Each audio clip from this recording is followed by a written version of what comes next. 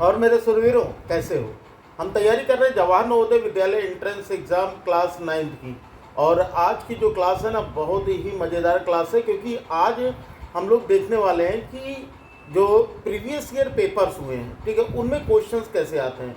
क्या बहुत tough exam होता है, या फिर अगर हम रेगुलर एक स्ट्रेटेजी के साथ पढ़ते रहे तो हमारा एग्ज़ाम क्वालिफाई हो सकता है। तो आज की वीडियो देखने के बाद मैं आपको 10 ऐसे क्वेश्चंस कराने वाला हूं जो कि प्रीवियस ईयर एग्ज़ाम में आए हुए हैं, और आप सभी इस क्वेश्चन को खुद कॉपी पेन लेकर बैठिए और सॉल्व कीजिए। देखिएगा कितनी चीज़ें आपकी तैयार हैं और कितनी चीज़ें अभी आपको तैयारी करना बाकी है। वैसे तो अभी शुरुआत ही है, तो इसलिए ज़्यादा डरना नहीं, बस ये एक आइडिया हो जाएगा कि भाई इसके क्वेश्चंस कैसे आते हैं।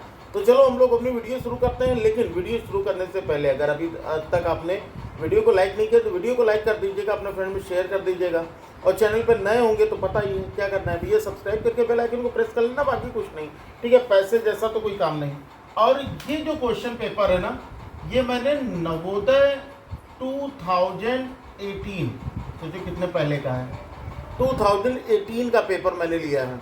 और इस पेपर में बड़ी अच्छी चीज़ आपको देखने को मिलेगी कि इसके जो मैथ्स का लेवल था वो काफ़ी बढ़िया था, मतलब मॉडरेट लेवल का। ना टफ कह सकते हो, ना तो बहुत ज़्यादा इजी कह सकते हो। क्या क्या चीज़ें हैं देखो। सबसे पहला क्वेश्चन दिया गया है, the difference in the measure of two complementary angle is 12, then the measure of the angle is. सबसे पहली चीज़ तो मैं आपको बता दूं कि भाई दो तरह के ये जो एंगल्स होते हैं, एक होता है हमारा कॉम्प्लीमेंट्री एंगल, और दूसरा होता है हमारा सप्लीमेंट्री एंगल, ठीक है। सप्लीमेंट्री पढ़े हो क्या आप लोग? अगर नहीं पढ़े हो तो भाई आज समझ में आ जाएगा क्या होते हैं सप्लीमेंट्री एंगल। जैसे मान लेते हैं कि हमारे पास दो एंगल हैं, अगर उन दोनों एंगल ए और बी हों और इनका सम अगर 90 डिग्री हो तो उन्हें कहा जाता है कॉम्प्लीमेंट्री एंगल। यानी दो एंगल का सम 90 डिग्री हो तो वो क्या होते हैं, कॉम्प्लीमेंट्री एंगल। और अगर दो एंगल का सम 180 डिग्री हो तो उन्हें कहा जाता है सप्लीमेंट्री एंगल, यानी पूरक कोण और समपूरक कोण। कंफ्यूज तो नहीं हो ना हिंदी मीडियम इंग्लिश मीडियम में, ठीक है। फिलहाल इंग्लिश में ही ज़्यादा समझ में आएगा। तो यहाँ पर हमारे पास अब इस क्वेश्चन में दिया गया कि difference in the measure of two complementary angle. बहुत ध्यान से सुनना। अगर हम मान लेते हैं कि हमारा एक एंगल जो है वो x है, तो बताओ इसका कॉम्प्लीमेंट्री एंगल कितना होगा? आप बता सकते हो। अगर एक एंगल हमारा x हो गया तो इसका कॉम्प्लीमेंट्री एंगल कितना होगा? अरे बाबू 90 - x होगा। ये बात समझ में आई कि नहीं आई, है ना? देखो, इन दोनों का अगर आप सम करोगे, इन दोनों को आप प्लस करोगे, x + 90 - x, तो भी 90 ही आएगा। यानी दो एंगल का सम अगर 90 डिग्री हुआ तो वो क्या कहलाता है, कॉम्प्लीमेंट्री एंगल। अब ये कह रहा है कि इनका जो डिफरेंस है वो कितना है, 12 है। इनका डिफरेंस 12 है, तो ठीक है भाई, हम इनका डिफरेंस कर लेते हैं। यानी angle A minus angle B, ठीक है, ये हमें दिया गया 12। एंगल ए है हमारा x और बी है हमारा 90 - x, और इज इक्वल टू हो गया 12। बताओ, इतनी सी चीज़ बताओ भाई, सभी को समझ में आई? इतना बहुत ही आसान सी चीज़ है, बहुत टफ नहीं है, ज़्यादा परेशान ना होना। ये समझ में आ गई सभी को बात? अब यहाँ पर हम क्या करेंगे, x माइनस प्लस का मल्टीप्लाई हो जाता है -90, माइनस माइनस का मल्टीप्लाई हो जाता है +x इज इक्वल टू 12। इतना बताओ बाबू, समझ में आ गया? केवल ब्रैकेट खोला है। ब्रैकेट खोलने पर बहुत सारे बच्चे ये गलती करते हैं, यहाँ माइनस है और यहाँ 90 के आगे कोई साइन नहीं, इसका मतलब प्लस है। तो माइनस प्लस का सॉल्यूशन माइनस, फिर माइनस माइनस का मल्टीप्लाई प्लस होता है, ठीक है। तो यहाँ पर हमारा कितना हो गया, +x, तो इज इक्वल 20। अब x और x दोनों प्लस में है, तो प्लस करोगे कितना हो जाएगा हमारा 2x - 90 इज इक्वल टू 12। बताओ भैया, समझ में आ गया सभी को? अब यहाँ पर 90 को आप इधर ट्रांसपोज करोगे तो कितना हो जाएगा हमारा, 2x is equal to 12, minus है तो +90, तो 2x इज इक्वल टू कितना हो गया हमारा 82। तो x इक्वल टू हो गया 2 4 जा 8 2 1 जा 2, यानी x की वैल्यू हमारी कितनी होगी, 41। बताओ सही है कि नहीं सही है? कि गलत जोड़ दिया? 90 + 12 करेंगे, सॉरी 82 कहाँ से लिख दिया, 90 + 2 होता है 102, तो 102 अपॉन 2, तो 2 5 जा 10, 2 1 जा 2, तो x इक्वल टू हो गया हमारा 51। यानी ये वाला एंगल हमारा कितना हो गया 51, तो ये कितना हो जाएगा 90 माइनस 51, तो 10 माइनस 9 हो जाएगा 1, 8 माइनस 5 हो जाएगा 3। यानी हमारे जो आंसर्स होंगे वो होंगे 51 एंड 39। बताओ भाई, बात क्लियर है सभी को? ऑप्शन में है क्या? ऑप्शन में है, बिल्कुल है भाई, हमारा option A he correct answer है। चलो भाई सभी लोग बताओ, इतना सभी को समझ में आ गया? सेकंड क्वेश्चन शुरू किया जाए। दोबारा से देखना, बहुत अच्छे से समझ में आ जाएगा, ठीक है? लेकिन देखना इस तरह के क्वेश्चन पर प्रैक्टिस करके जाना। याद रखिए रहेगा ना, कॉम्प्लीमेंट्री एंगल्स होते हैं जिनके दो एंगल का सम 90 डिग्री हो, और सप्लीमेंट्री एंगल्स होते हैं जिनके दो एंगल का सम 180 डिग्री हो, ठीक है? चलो, वैसे मैं आपको याद दिलाता रहूँगा जब तक आपके एग्ज़ाम नहीं हो जाते हैं, तब तक मैं आपको याद दिलाता रहूँगा भैया, कॉम्प्लीमेंट्री सप्लीमेंट्री या जितने भी मैथमेटिकल फार्मूले हैं सबके। चलो आगे हम देखते हैं अगला अपना सेकंड क्वेश्चन। सेकंड क्वेश्चन हमारा दिया गया है कि the surface area of a sphere of diameter 14 centimetre. यानी कोई स्फीयर है, ठीक है? स्फीयर मतलब क्या होता है? गोला। अब इसका डायामीटर दिया गया है 14, तो इसका मतलब इसका रेडियस कितना होगा? बता सकते हो रेडियस कितना होगा? बहुत बढ़िया, देखो कितने बच्चों को पता है। तो हमको पता है बाबू कि रेडियस जो होता है वो डायामीटर का हाफ होता है। यानी अगर ये 14 दिया है तो रेडियस जो होगा 2 7 जा 14 हो जाएगा, यानी 7 सेंटीमीटर का। सही है। अब ये कह रहा है कि भैया सरफेस एरिया बताओ, तो सरफेस एरिया ऑफ स्फीयर, ठीक है? स्फीयर का सरफेस एरिया होता है 4 pi r square. 4 pi r square. अभी तक आप यहाँ पहुँचे नहीं होंगे, है ना? लेकिन फिर भी ये बीच बीच में मैं ऐसी क्लासेस देता रहूँगा जिससे आपके मिक्स क्वेश्चन तैयार होते रहेंगे। तो सरफेस एरिया ऑफ स्फीयर कितना हो जाएगा? 4 pi are cube, sorry square. तो ये हो जाएगा 4 पाई की वैल्यू कितनी रखनी है? 22/7, और आर की वैल्यू हमारी 7 है, तो हो जाएगा 7 का स्क्वायर। बताओ, इतनी बात समझ में आ गई सभी को? अब यहाँ पर क्या करना हमारा? 4 इंटू 22/7, और 7 का स्क्वायर का मतलब 7 इंटू 7। इस 7 से ये 7 कैंसिल, 422 4 जा हो जाता है 88, और 88 का 7 से मल्टीप्लाई करो, 7 8 जा 56, कैरी 5, 7 8 जा 56 एंड 5 16। यानी इसका आंसर कितना हो गया? 616 centimetre square is the correct answer. Option देख लो भाई, ऑप्शन भी दिया, सी ऑप्शन जो होगा इसका करेक्ट होगा। बताओ, समझ में आया? सभी लोग बताओ भाई, क्लियर है ना?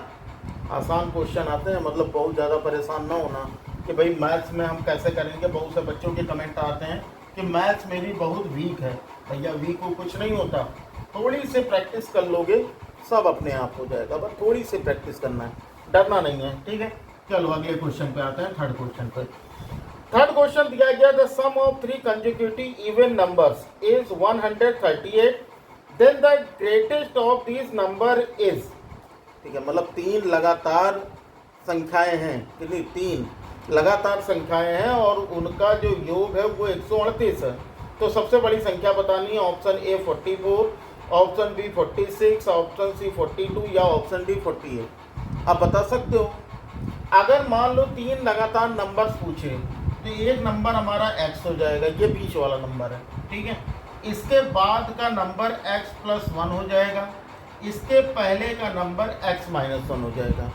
ये हमारे 3 कंसेक्यूटिव नंबर्स हैं। बताओ, ये समझ में आया कैसे किया? समझ में तो आई क्या होगा? नहीं समझ में आया? चलो समझ लो। जैसे मैं मान लो एक नंबर में 5 ले लेता हूँ, तो 5 के जस्ट बाद का नंबर कितना होगा? 5+1 6, और जस्ट पहले का नंबर 5-1 यानी 4।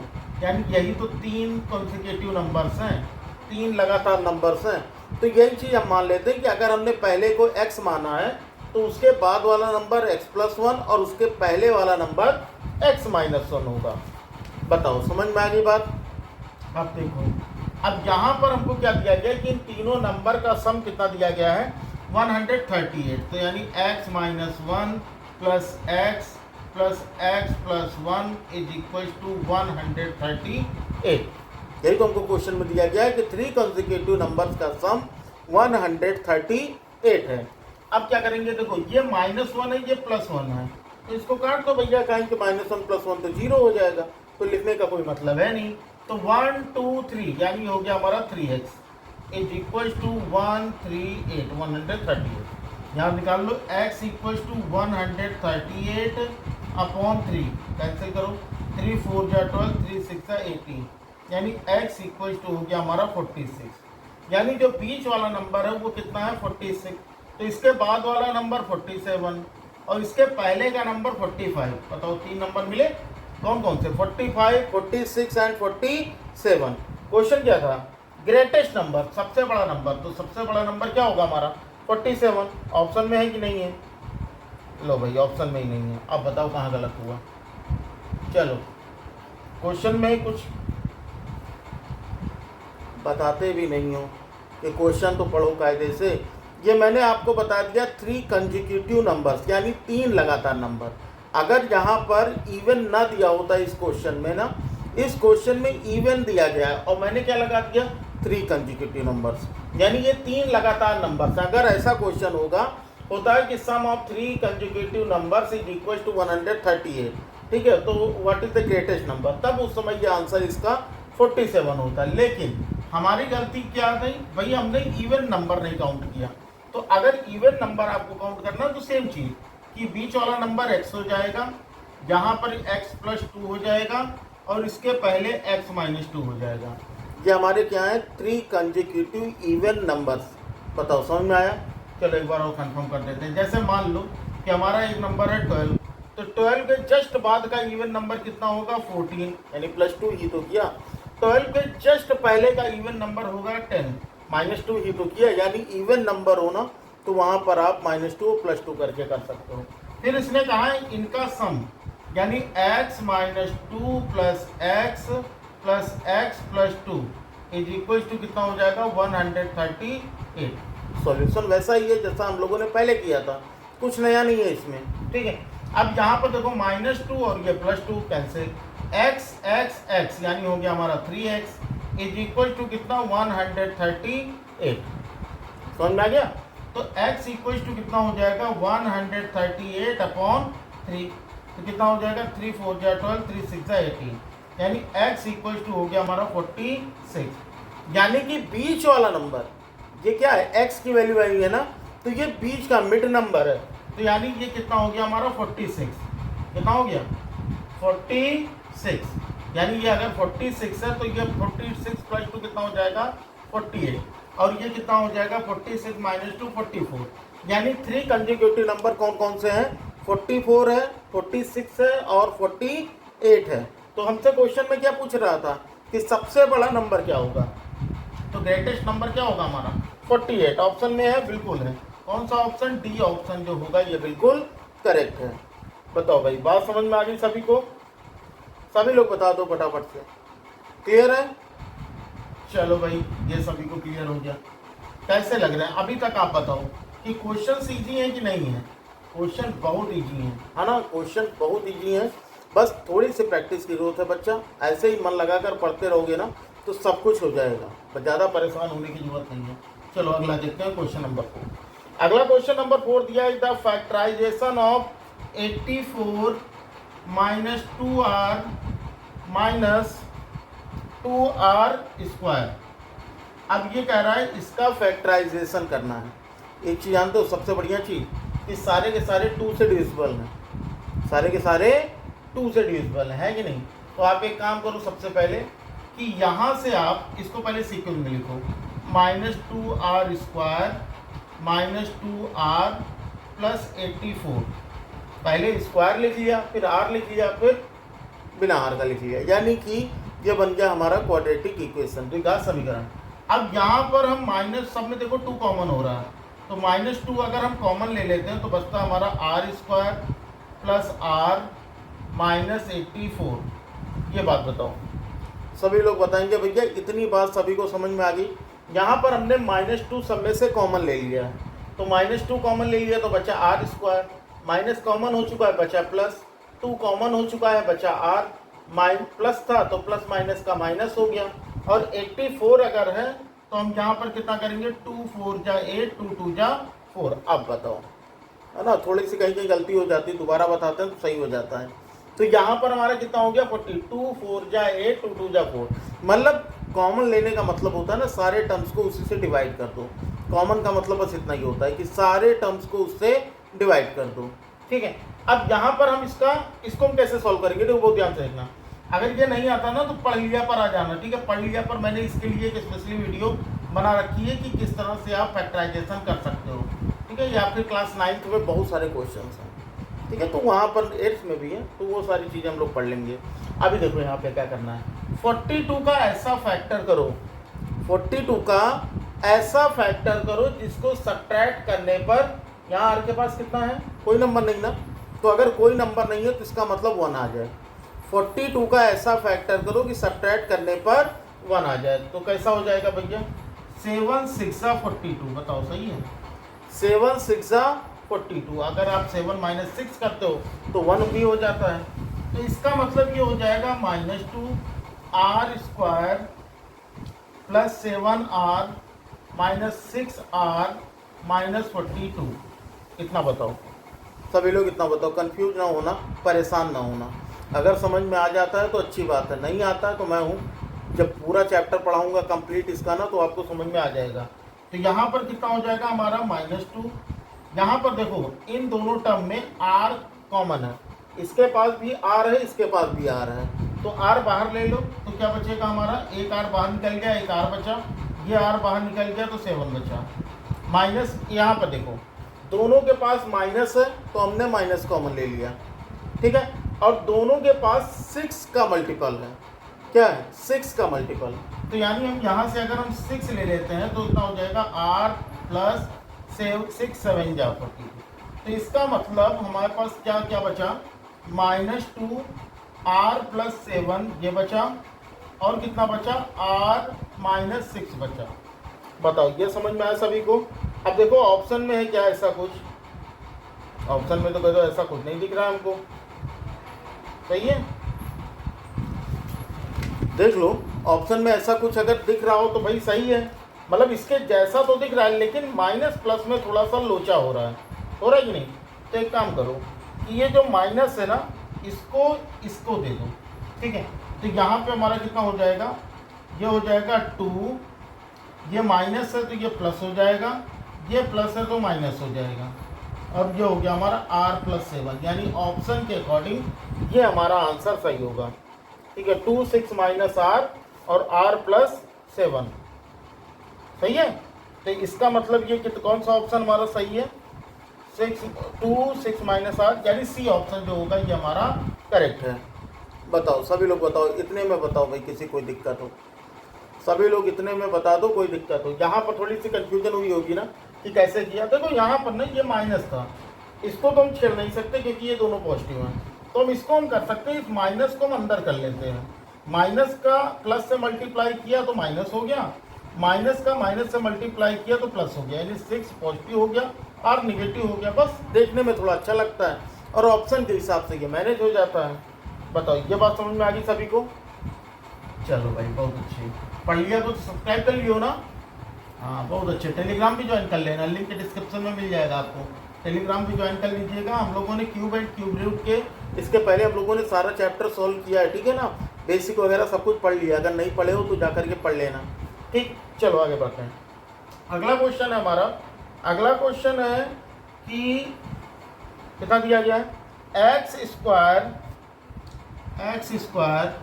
Plus y² upon x² minus y² is equals to कितना, 17/8। ये हमको क्वेश्चन में दिया गया ना, तो हमें बताना क्या है, हमें बताना है x इज टू y। बहुत अच्छे, और ऑप्शन देख लो, ऑप्शन में दिया गया है a 3.5, b 5.3, c 3.8 और d है 5 पॉइंट कर रहा हूँ, 3:5, b है 5:3, c है 3:8 या फिर d है 5:8। ये कर लोगे क्वेश्चन, अलजेब्रा का क्वेश्चन है, बहुत ही मस्त क्वेश्चन है, कर लोगे ना। चलो देखते हैं, अब यहाँ पर भैया इस क्वेश्चन को सॉल्व करने के लिए हम एक काम करते हैं, क्रॉस मल्टीप्लाई करते हैं, और तो हमको इसमें कुछ दिख नहीं रहा है, तो भैया क्रॉस मल्टीप्लाई करके ही हम इसको आसान बना सकते हैं। तो हम करके देखते हैं भैया क्या होगा, ठीक है। लेकिन अगर हम क्रॉस मल्टीप्लाई कर देंगे तो भी नहीं होगा। अब एक 9th 10th में एक प्रोसेस है कंपोनेंडो एंड डिविडेंडो का, कंपोनेंडो एंड डिविडेंडो। अब सोचिए ये क्या होता है, ये होता है ना कि जो नंबर ऊपर है, ठीक है, जो नंबर ऊपर नीचे है ना, एक बार जैसे यहाँ पर हमको दिया गया ना, तो डिविडेंडो ये हमारा डिवाइजर, तो यानी हम क्या करते हैं, x square plus y square plus x square minus y square upon x square minus y square minus x square minus y square, ऐसे कर लेते हैं। बताओ ये समझ में आया सभी को? एक बार प्लस करेंगे और एक बार माइनस करेंगे, ठीक है ना। वैसे आउट ऑफ सिलेबस है ये, लेकिन फिर भी मिल गया तो हम बता ही देते हैं। यही चीज़ यहाँ पर करना है 7/8 में, एक बार यहाँ पर 8 प्लस कर लो और एक बार यहाँ पर 17 है, तो एक बार 8 माइनस कर लो, एक बार 8 प्लस कर लो, सॉरी क्या, एक बार 8 प्लस कर लो और एक बार 8 माइनस कर लो। बताओ समझ में आया? सभी लोग बताओ भाई, ये कुछ समझ में आया? देखो जो यहाँ लिखा है वही दोनों तरफ लिखना है, बस इसका जो डिवाइजर है ना, जो इसका डिनोमिनेटर, इससे एक बार ऊपर प्लस कर दो, एक बार माइनस कर दो। यहाँ पर देखो 17 न्यूमरेटर का था तो ऊपर नीचे दोनों लिख दिया, 8 को एक बार प्लस कर दिया, एक बार 8 को माइनस कर दिया, ठीक है। अब इसी को सॉल्व कर देना है। अब कैसे करना है भैया, अब यहाँ पर अगर करो तो x square plus x square हो गया 2x स्क्वायर, वाई स्क्वायर और वाई स्क्वायर ये तो कट गया, कुछ खैर चलो कोई काम ही नहीं। यहाँ पर ब्रैकेट खोलना पड़ेगा, x square plus y square minus x square plus y square is equal to, अब यहाँ पर करते हैं 17 प्लस 8 करो 25 और 17 माइनस 8 करो तो 9। ये समझ में आया कुछ? यहाँ पर एक्स स्क्वायर ये कट गया, तो बचा कितना हमारा 2x square upon 2y square is equal to 25 upon 9। 2 से ये 2 कैंसिल, तो बचा कितना, x square upon y square is equal to 25 upon 9। अब x अपॉन वाई स्क्वायर उधर जाएगा तो स्क्वायर रूट बनेगा 25 अपॉन 9 का, 25 का स्क्वायर रूट 5, 9 का 3, यानी जो आंसर होगा हमारा x/y जो होगा ये हो जाएगा 5/3 का। बताओ समझ में आया? ये रूल बहुत ही मस्त रूल है, बहुत सारे क्वेश्चन इस पर सॉल्व हो जाते हैं, है ना। ये सिलेबस में तो नहीं है, लेकिन मान लेते हैं कि अगर हमको कुछ इस तरह का क्वेश्चन मिल जाता है तो कम से कम कभी तो हमारे दिमाग में रहेगा, जैसे आज आपने पढ़ लिया। अब अगर आपको कभी ऐसा क्वेश्चन मिलेगा तो आपके दिमाग एक बार क्लिक तो करेगा, यार श्रवण सर ने कुछ ऐसा बताया तो था, क्या करना है, कुछ इसमें प्लस करना है, कुछ इसमें माइनस करना है, आपको चीज़ें समझ में आएंगी, ठीक है। तो इस क्वेश्चन को आप दोबारा से देखिएगा, जैसे अब मैं टाइम वेस्ट नहीं करूँगा आपका, इस क्वेश्चन को आप दोबारा से देखिएगा और जो भी दिक्कत होगी, ठीक है, टेलीग्राम पर मुझसे एक बार कंसल्ट जरूर कीजिएगा। वीडियो कैसी लगी, वीडियो को अच्छा अगर अच्छी लगी हो तो लाइक कीजिएगा, एक प्यारा सा कमेंट छोड़ दीजिएगा वीडियो में, ठीक है। और इसके अलावा कि क्योंकि अब वीडियो जो है अगर मैं 10 क्वेश्चन के चक्कर में रहूँगा तो बहुत लंबी हो जाएगी, तो इसका जो अगला 5 क्वेश्चन है वो हम लोग नेक्स्ट क्लास में सॉल्व कर लेंगे, क्योंकि टाइम वेस्ट नहीं करेंगे। अभी आपने ज़्यादा चीज़ें पढ़ भी नहीं रखी हैं, तो इसलिए आपके लिए ये क्वेश्चन जो हैं वो थोड़े से मतलब नए जैसे फील हो रहे होंगे, ठीक है। तो हम लोग धीरे धीरे चीज़ों को पढ़ेंगे। और आज का होमवर्क क्वेश्चन ले लो, ठीक है। आज का होमवर्क क्वेश्चन है, सभी बच्चे इसका आंसर कमेंट बॉक्स में दीजिएगा, लाइव चैट में नहीं, सभी लोग इसका आंसर कमेंट बॉक्स में दीजिएगा। जिनका भी आंसर सही होगा भाई उनको मिलेगा हार्ट, और जिनका गलत होगा उनका क्या करेंगे, उनको सही जवाब देंगे, ठीक है। तो चलो क्वेश्चन क्या दिया गया है, क्वेश्चन है हमारा √248 प्लस √32 प्लस √144, ठीक है। ये कितना होगा? आसान है, अभी स्क्वायर एंड स्क्वायर रूट अभी जल्दी में ही पढ़े थे, चलो ऑप्शन ले लो भाई। ऑप्शन ए हमारा 17, ऑप्शन बी है 16, ऑप्शन सी है 15 और ऑप्शन डी है 14। क्लियर है ना? तो यही हमारा आज का क्वेश्चन है। सभी लोग इसका आंसर कमेंट बॉक्स में दीजिए। बाकी इससे मस्त मस्त क्वेश्चन तो हम लेकर आने वाली क्लासेज में आने वाले ही हैं। आगे क्लासेज में लोग सारी चीज़ें पढ़ेंगे। ठीक है, तो चलो फिर बच्चा लोग पढ़ते रहो। बाकी पढ़ लिया को सब्सक्राइब कर लीजिएगा, टेलीग्राम ज्वाइन कर लीजिएगा, वीडियो अच्छी लगी हो लाइक कर दीजिएगा, शेयर कर दीजिएगा, सारी चीज़ें बता दे रहा हूँ। ठीक है, तो मिलते हैं फिर अगली क्लास में। तब तक लिए जय हिंद, वंदे मातरम, जय श्री राम, राधे राधे।